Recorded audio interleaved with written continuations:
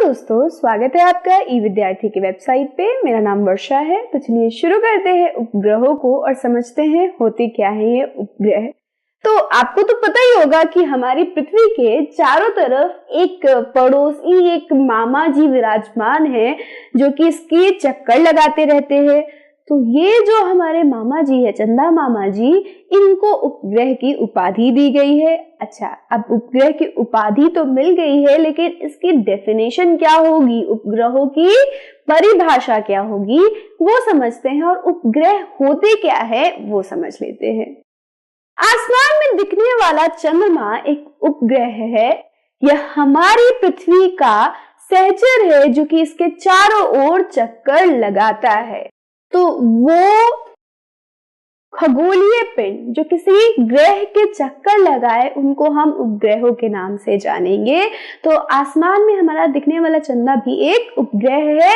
क्यों? क्योंकि वो हमारे ग्रह पृथ्वी का चक्कर लगाता है। हमारी पृथ्वी के पास केवल एक उपग्रह है। तो हमारी पृथ्वी के पास केवल एक उपग्रह है, लेकिन आप ये भी कहोगे कि प्राकृतिक रूप का एक ही उपग्रह है, क्योंकि कृत्रिम जो होते हैं उपग्रह, जो कि हमारे साइंटिस्ट रोज ही बनाते रहते हैं और स्पेस में भेजते रहते हैं, तो कहोगे कि प्राकृतिक रूप से हमारी पृथ्वी के पास एक उपग्रह है जिसका नाम चंद्रमा है। इसका व्यास पृथ्वी के व्यास का केवल 1/4 है। तो जो इसका डायमीटर है वो पृथ्वी के डायमीटर का 1/4 है, यानी 1/4 है। चंद्रमा पृथ्वी से लगभग 3,84,400 किलोमीटर दूर है। तो पृथ्वी से चंद्रमा की दूरी भी हमें बता दी गई है। चंद्रमा पृथ्वी का एक चक्कर लगभग 27 दिन में पूरा करता है। लगभग इतने ही समय में यह अपने अक्ष पर एक चक्कर लगाता है और इसके परिणाम स्वरूप पृथ्वी से चंद्रमा का हमें केवल एक ही भाग देखने को मिलता है, दिखाई पड़ता है। तो क्योंकि ये पृथ्वी के चारों तरफ अपने अक्ष पे 27 दिन में घूम रहा है और साथ ही साथ अपने अक्ष के ऊपर, कक्ष में 27 दिन में घूम रहा है और अक्ष पे भी ये 27 दिन में ही घूमता है। इसी वजह से क्या होता है कि पृथ्वी से अगर आप चंद्रमा को देखोगे तो जब भी देखो, कभी भी देखो, आप आज देख रहे हो, कल देख रहे हो, आज से 80 साल बाद भी देखोगे तो चंद्रमा का वही तरफ देख पा रहे हो, वही सेम साइड देख पा रहे हो जो कि आपने आज देखा था। तो इसका एक ही साइड हम पृथ्वी से देख पाते हैं। क्यों? क्योंकि ये 27 दिन में ही अपना रोटेशन पूरा करता है और 27 दिन में ही रेवोल्यूशन पूरा करता है, यानी घूर्णन भी 27 दिन में और परिक्रमण भी 27 दिन में। घूर्णन और परिक्रमण क्या होता है ये हम पढ़ेंगे चैप्टर 2 में। तो इसके बारे में ज्यादा मत सोचिए, हम जब वहां पे बात करेंगे तो इसको भी समझ लेंगे, ठीक है। तो सिर्फ इतना याद रखिए, क्योंकि ये हमारा चंद्रमा 27 दिन में अपना घूर्णन पूरा कर रहा है और साथ ही साथ परिभ्रमण भी 27 दिन में कर रहा है।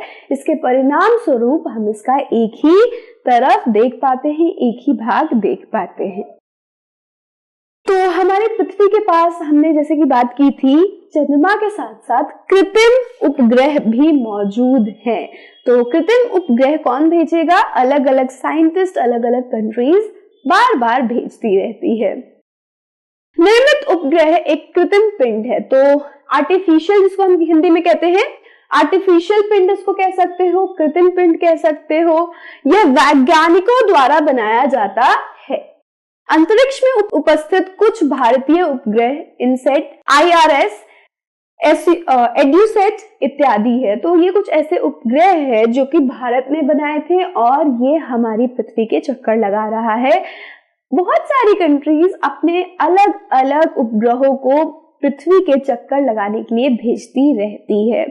साथ ही साथ आपको पता होगा कि हमारे चंद्रमा पे लोग जा चुके हैं और सबसे पहले व्यक्ति थे नील आर्मस्ट्रॉन्ग, जिन्होंने पहली बार चंद्रमा पर कदम रखा था। कब रखा था? 21 जुलाई 1969 को। तो ये डेट थी जब हम पहली बार चंद्रमा पे पहुंचे थे। तो अपने उपग्रह पे पहुंचे थे, उसका वातावरण देखा किस प्रकार से है, वो सब समझा था हमने सबसे पहली बार। कब? 21 जुलाई 1969 को। तो ये था हमारा उपग्रह। अब इसके बाद हम बात करने वाले हैं हमारे सूर्य की। तो सूर्य के बारे में बात होगी हमारे नेक्स्ट वीडियो में। So till then stay safe and keep learning with us. Bye bye.